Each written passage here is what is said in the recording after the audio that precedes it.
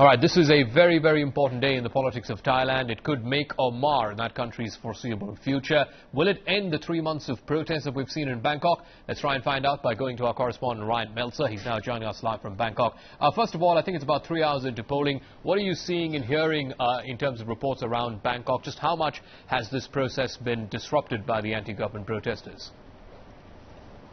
Well, there are certainly quite a few reports of places where there are no ballot boxes, there are no ballot papers, there aren't even enough election officials to even open the polling stations. Other polling stations are being blockaded by protesters, and people are showing up frustrated that they aren't able to cast their ballots. But you have to realize there are more than 6,000 polling stations in Bangkok alone, so the number of polling stations that are actually blocked are relatively small. And it's the same in the south of the country, though. In the south we're seeing a more serious situation where entire provinces are finding themselves unable to vote for the same reasons.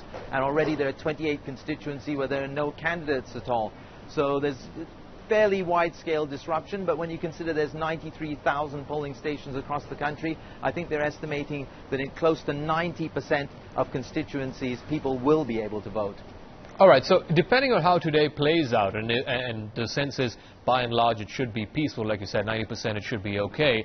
What does that necessarily mean in terms of this election result? Even if Pheu Thai wins, and most likely they will, does that necessarily mean a legitimate and credible mandate? It's definitely going to depend on which side of the coin you're coming from, whether you're pro-government or pro-opposition. The opposition say from the start that this is not a legitimate election.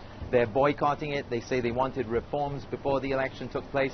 They consider Yingluck herself to be an illegitimate prime minister, to just merely be a proxy or a puppet of her brother Thaksin. So they would clearly say this is not a legitimate process no matter what, and she won't have a legitimate mandate.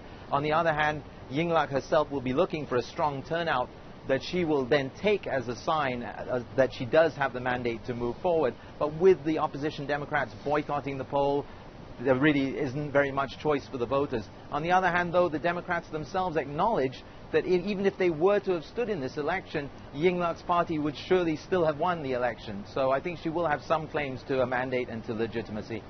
It's important to remember that the Democrats haven't won an election there in Thailand in something like 20 years or so. Thanks for joining us. That's Ryan Meltzer, our correspondent there from Bangkok. I'm sure we'll be in touch with you through the